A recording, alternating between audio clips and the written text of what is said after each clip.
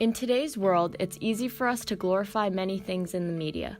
The controversy over crime and sexual visualization is a sensitive topic that has recently emerged, resulting in backlash about the production and messages presented in what they call glorified crime.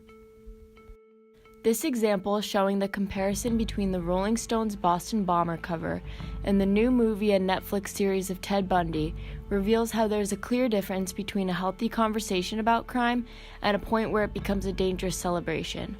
The role that media plays in presenting important messages of crimes is important because it's the primary way we as an audience will perceive the knowledge it presents. The Rolling Stones features Jahar Tsarnaev on its August 2013 cover, which prompted an uproar, saying that it rewards a terrorist with celebrity treatment.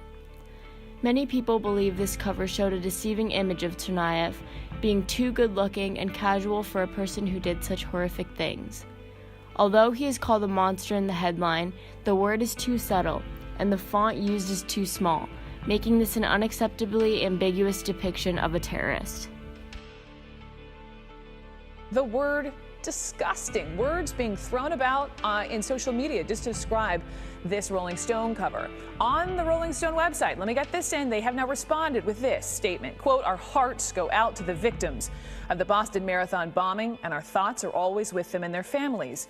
The cover story we're publishing this week falls within the traditions of journalism and Rolling Stone's long-standing commitment to serious and thoughtful coverage of the most important political and cultural issues of our day." It goes on.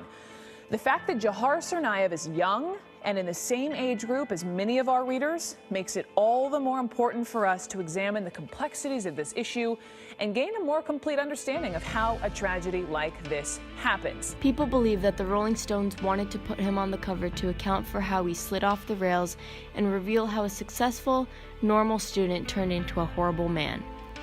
This brings up the crucial point that it is important to note the popularity of the image versus the reality of the article's reporting. People's first reaction of this cover may be horrified. However, in Rolling Stone's defense, it is important to read the corresponding article to see if its perception of making him seem like a rock star is actually evident in the article. The new Ted Bundy movie and series raises a similar issue, causing society to backlash against this specific portrayal of terrorists and serial killers. 30 years after Ted Bundy's execution, there are still movies, books, and podcasts from those who study the life and mind of him, fascinated by the horrors of his story. On January 28th, Netflix released a documentary series observing the killer and his crimes through the voices of journalists, friends, and the man himself in conversations with the killer, the Ted Bundy tapes. Within the same week, a trailer for the movie Extremely Wicked, Shockingly Evil and Vile was released. All the papers, Ted. Ted! Monkey! Oh! How did his name get on that suspect list?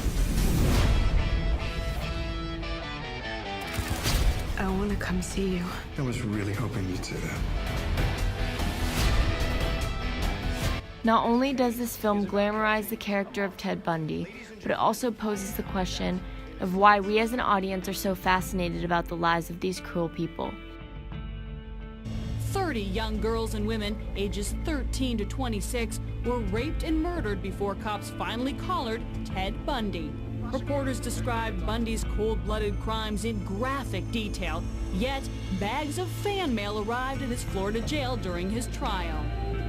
Ted Bundy's notorious history had a lot to do with his charm, charisma, and attractive looks, because it made the people never suspect him as a serial killer. However, critics of the trailer claim that casting Zac Efron romanticizes him, creating a fictionalized Ted Bundy. Living in a golden age of true criminal content, there is a delicate line between empathy and sympathy that any journalist or producer has to be careful not to cross. The Netflix Ted Bundy tapes takes a serious approach to the infamous serial killer.